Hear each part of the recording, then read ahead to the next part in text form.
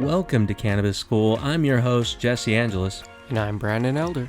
And we're here to talk to you about everything pertaining to cannabis, from vape, flower, edibles, strains, and everything in between. Welcome back to Tuesday. Thanks for joining us. Yeah. Well, it's been a wonderful week, wonderful weekend. And, we thought we'd start this out with something that a lot of our guests have been, well, not our guests, our actual audience, I should say. You are our guests. You're totally our guest. Are they our guest? Be our guest. Yeah, you are our guest. So what we wanted to be able to help out with is we get a lot of questions asking about, where do you start with? What's the type of products I should be using to start cannabis? How do I use? Yeah. How do I use whatever? And so we're going to start with what we always talk about, flower first. All right, we're going to go ahead and do a quick giveaway for all our listeners at home today, just to say thank you. We've gone ahead and partnered with Ricotta Creative Installation to bring you this beautiful handmade rolling tray made from spalted maple and redwood from the beautiful Oregon forests and the Oregon coast. It's handcrafted by master woodworker Casey Reeder. We will have the Etsy and Instagram down below in the show notes. To win this tray, go follow Cannabis School Podcast on Instagram, as well as Ricotta Creative Installations. Those will be in the show notes. Find the post on Cannabis School Podcast with the rolling tray and comment your 2 friends you're going to have a session with when you win this tray. That will go ahead and enter you to win, and we will announce the winner on our December 6th episode, so stay tuned. So, Brandon, what are we talking about today? Today we're talking about pieces. We're going to talk about pipes, bongs, bubblers, joints, just all sorts of stuff today. Yeah, right on. So it's a lot of these separate types of apparatuses of ways to consume cannabis, and focusing on just flower today. There are so many different ways, and typically people start with the most simplistic kind, which is a joint. Brandon, what's a joint? So a joint is usually either a hemp paper. Actually, a lot of them are hemp paper, raw. All of those companies, they're made from just hemp, and it's a little paper with a filter or something at the end to block the flower, and it's just rolled up into, it looks like a cigarette.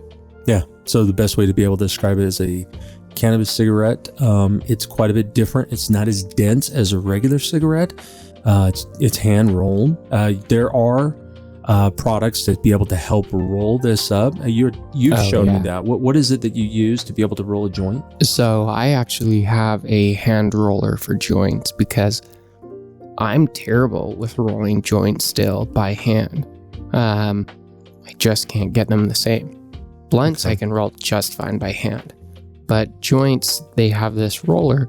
You just put it in, put the filter at the very end, put your flower in, close it up, and then you roll that piece of paper in, and then lick the little sticky strip at the end and roll that all up. And then you just have a little joint at the end. Nice. Yeah. So with the joint, now we're going to put into the show notes the roller that Brandon uses. We can be able to find a link and put it over there. So for your resource, when you're looking into it, what type of papers, what they look like, we'll put several different links in there for you to be able to check it out if you're considering that. But even to go even more old school, this is really fun. This is for the crafty kids. Yeah. Tell us about smoking from an apple. Why would people smoke from an apple? Oh man, so an apple is fantastic to smoke out of, at least if it's a good apple, because at the end, you have a tasty munchy snack. With a little bit of burnt stuff in it. Well, you just don't eat that part. You just eat the rest of it. So is that why people, it's a snack and a go with the bowl? Well, it's easy to make. So you literally just take like a pencil or a pen, poke it through something small, you have a handmade bowl. You just put your flower up top. Now, a lot of people, when they're doing that, they're just carrying around nugs. Now, there's these people out there that I've seen who have been smoking for years or using cannabis for years, and they're breaking it apart with their fingers like savages. To put in the made bowl out of an apple? Yeah, or into a joint, or into their bong. Like, they don't know what a grinder is. So, if you don't know, a grinder is just like a coffee grinder. They're not really electric, they're metal. They have different layers to collect. Mm-hmm. You know, the broken up flour, you put the flour that's not broken up top, and you grind it apart. And that separates it, and that makes it so much better to smoke or anything than just trying to break it apart or throwing an entire nug in to the top of your pipe. I've seen people do that too. It's terrible. Savages, yeah. And we'll put it into the show notes as well what a grinder is. Mm-hmm. So when you're going to a dispensary, if it's your first time and you're a little bit hesitant on it, just ask them, what's going to be the best grinder I'm going to use for this. And like Brandon said, they're metal. There are plastic ones. I wouldn't recommend those. I would recommend Sharpstone. I've had 2 Sharpstones over the years. My first one I had got stolen after a party for my dirty 30. Yeah. And that was a Sharpstone. But that thing had gone through so much flour. And I went and bought another one, and that one I've had for 4.5 years, and it's still trucking along like a champ. Yeah. Sharpstone grinders are fantastic. And it's a good investment, especially if you're pulling. If you're that kind of person who says, I got to hand pull it just because that's the only way you've ever known. Depending on the type of bud that you're working with, it can be a little sticky, and it starts getting all over your fingers, and there's a lot of things that these grinders will catch. That will be a lot easier for you to be able to load into a pipe, an apple, and a joint. So going back to joint, I roll a joint, but say I'm going to pre-roll a bunch of them. How long should I keep that joint around? If it's just chilling, sitting out, I just like to use it and smoke it that day. I don't like to have a joint or ground up flour sitting around for a long time because it's just sitting out getting stale. Okay, so what would you put it in to try and help it from keeping it? I mean, you can always put it in a mason jar, in a Ziploc bag. There's a million different things. How long would you keep it from there? A couple days tops. Couple days. So best thing to think about is if you've got your nugs, you've got your cannabis in a bag that you've been able to get from the dispensary, hold on to it, wait before you're going to smoke, then grind it, then roll it. Yeah, it's just like coffee. You wouldn't get all your beans and grind everything up for the entire month. You'd grind your coffee beans in the morning because you want it to taste better. Well, but I mean, that's you. So, I mean, for those ones who are there are individuals who are thinking like, look, I could pre-roll this stuff. I come home from work. I don't have to go through those steps and just smoke them. I mean, you can, and a lot of people will store joints. There are... What, do they put them in the freezer? Yeah, exactly. Really? No. But you could put it in like a humidor box. I would actually go to a cigar shop and buy one of the little boxes that they have cigars in and just get the humidity packets and put it in there because that will keep the flour from getting drier and that. Okay. Because it's going to go degrade in quality. Well, then that brings us to the next one, is a blunt. So what is a blunt? A blunt is, a lot of people make them different ways. So what's a stereotypical? So back when I was in the Navy, yeah, I know, I smoked when I was in the Navy. No sailors or other service people ever smoked. I don't know anyone who served who smokes. But I'm a degenerate. And so when I was in the Navy, there was a guy, he bought a Swisher Sweet cigar, one of those cheap ass cigars. He split that thing down the center because the cigar is made out of like a tobacco leaf. And then he opened it up, cleared out all the tobacco. Sometimes they leave tobacco in. Yeah. You get a different sensation from that. But he just took out all the tobacco and just sprinkled in You can hear that sprinkling. Yeah. Yeah, he's just sprinkling the cannabis over there, and then he'd roll it up, and it was really soft. And then we smoked that. But there are other ways that the blunts are rolled. What would they roll a blunt with? So blunts I hand roll, but they actually just have the tobacco leaf basically in a wrap. You buy that. Looks just like a joint wrap for those who are familiar with that, but bigger and usually dark brown, looking like a cigar. So you roll that up. You don't have to worry about tearing apart a cigar, having it fall apart, not go nice. Blunt wraps are super handy. So right. And what's the difference between a joint and a blunt? Is it just size? Size, and of course, blunt wraps are tobacco. So you will get a little bit of a nicotine buzz mixed with that if you are doing a blunt, whereas a joint is just a hemp wrap, so you don't feel any of that. But they do have hemp blunt wrappers now, made out of hemp, just hemp material now. Have you tried any of those? Yeah, but they don't burn as well. They don't roll as well. I think they're still perfecting them, I would say. They do have other ones that are clear. They're made from like rice paper? Yeah, almost, but like totally translucent. Yeah. And they're made from something just so you can see the flower, but they always seem to roll funny, and those ones smoke weird too. They're just not that great. Yeah, it sounds like you're doing like wonton wraps and putting it in there and just like, you want to smoke this or do you want to deep fry it? We can put some cream cheese in the middle. Like, what do you think? I mean, that might be tasty. Yeah. No, but there are finally, I went to Colorado a couple of years ago and found these wraps called King Palm wraps. And they are palm leaves with corn husk filters. And they are the slowest rolling, smoothest smoking you will ever find, at least that I have ever found. And where do you find that? Oh, everywhere out here now, everywhere all over Colorado.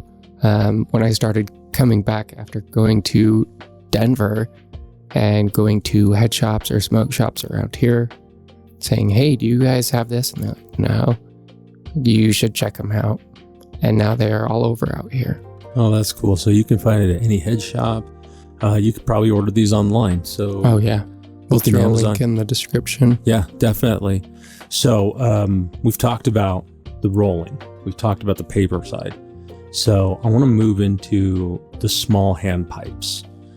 Typically, this is for a beginner. I am not a fan of small pipes. There's only been like one or two that I've been okay with. But like that one I ordered. What was that one called? Do you remember? Oh. It has that weird little like bong. I have it. Plastic. Yeah. But it was okay. But from what I've experienced from small pipes is I get a really deep burn from the cannabis burn. It's just harsh for me. Am I alone, or is that just something that affects me? I mean, for you, are you okay with like little hand pipes? Yeah, but each apparatus or each device I use differently. Okay. Because the amount I pull and how much air I let into my pull is dependent on the piece that I'm using. Okay. Because yeah, of course, depending on what I'm actually using, some are harsher. And so you have to do more air in your pull. Open your mouth and let in air. Don't pull constantly. Puff on it and, kind of taper it against your lips. Yeah, back and forth. I get what you're saying, because it definitely is a delicate thing. It's not like a cigarette where you can just sit there and you can pull as hard as you want to get more tobacco. This is very different. And so your pull, I would even, when you're doing a pipe, it's not in you to just suck as hard as you can to try and get as much in you, because that's pretty harsh. So it's definitely kind of a slow and, low and slow. and allowing your lungs to kind of get a feeling of what you can take. So with the hand pipes, there's a little like It's carb. a carb. What does the carb mean? Yeah, so a carb is just a hole in the side of a pipe that allows you to block or allow air in with the smoke. Okay. So it adjusts how much air you're pulling in versus how much smoke you're pulling in. But usually there's a reservoir on a pipe. And then that reservoir builds up smoke. So even if you're pulling your thumb on and off of that carb or that hole, it can build up a lot of smoke in there. And then if you're still pulling, you're going to get all that smoke. But depending on how much air you're letting in at the same time, it'll make it less harsh for your lungs. Okay. That makes sense. So for those who are listening over there again, this one's going to be really heavy on the show notes. You're going to be able to see different links over there for you to check out if you've ever looked at. So I'm going to actually go, because there's a variety of ones. There's glass blown ones, there's metal ones, there's plastic ones, there's crafted ones made out of wood. There's so many different types. So it really There's silicone ones. Right. There's ice ones that you buy the silicone mold and make a piece out of ice and then smoke through that ice piece, and then it melts after it's done. Yeah. I don't know. I try to keep it pretty simple. Yeah. But that, shit. If you're just like, I think Elsa's got some really cool stuff going on with her. And if that chick could make she could make a little pipe out of ice, why can't I? Yeah. I mean, who knows? So that little snowman guy, but he's got one made out of carrots or something. He's got a big old bong. Yeah, this is all he's did. I mean, he's high. You've seen him. Oh, the way he talks. Yeah. So singing in songs and that. Yeah. So going from pipe over there, so my least favorite, which is like a small hand pipe, to one of my favorites, and that is a small bubbler. What is a bubbler? Oh, a bubbler is basically like a pipe, but in that reservoir area, it has water. So it runs the smoke down through the water and filters that before running it into your lungs. So it's like a typical type of filter that you would see at a cigarette. So it's going to take a little bit of the carcinogens out of it? Mm-hmm. Okay. And that's what... Obviously some, but this, like a standard bubbler, won't remove all the carcinogens. And those are made out of glass. Mm-hmm. Are they made out of anything else? I don't know if I've really seen a bubbler that's made out of anything. Well, silicone. There are the silicone ones that I've seen, but nothing that's like wood or metal. Most of the bubblers are glass. I would imagine so, because the glass can take a lot of heat, but it can also clean really easily. So, and with the with the bubbler, we are typically looking at how much to be able to spend on a standard first-time bubbler. That all depends on where you go. You'll find that they range depending on the head shop. You can find them as cheap as $15 for a super cheap one, all the way up to $100 or more, depending on some of them, because they are hand blown and blown by artists. They look like art pieces, so they can get pretty pricey depending on the piece of art that you end up with. So if you're on a budget, you can get the other ones. If you're feeling a little swanky, you can get yourself a nice one, like a hand blown one. And you guys can check out for some cheap ones or for different pricing. You can check out everything for 420.com. We'll put that in the show notes as well. Great place to find things as cheap as $4.20 up to $42.00. Anything that ends in 420. Yeah. Very cool. Okay. So the bubblers, they're great. Yeah. What about going a step above that? Where would we go from a bubbler? Would we go to like a small bong? Yeah. Yeah, I would say a small bong would be next. And they have them ranging from like, I'd say 6-8 inches tall up to 3-4 feet tall. Ooh, yeah, I've seen some ridiculous bongs for sure. So the bong, what's the difference between a bong and a bubbler? So a bubbler is just a really small handheld piece. A bong is a much larger one. Usually it has different filters in there, different stages of water as well. So it filters it multiple times and helps clean out more of the crap in it, more of the carcinogens. But make sure you clean your piece regularly. Yeah, it'll smell like booty if you don't. And it gets so gross. Yeah, that it'll build up super quick. So let's go through that. You got a bubbler, you got a bong. What's going to be the best way to clean it? Zap, they sell that at Lowe's. It's this fantastic degreaser, super strong stuff. You can throw that in. If it's really built up, throw in some heavy salt. Heavy salt. And shake that around. Okay. That sounds pretty cool. So we've gone from bubblers and bongs. Now we're going to move a little bit more into the technology side. So Brandon, tell us about volcanoes. Yeah, a favorite that I've used, other friends that I know have this. It's a Stores and Bickle, and they make the volcano. And it is a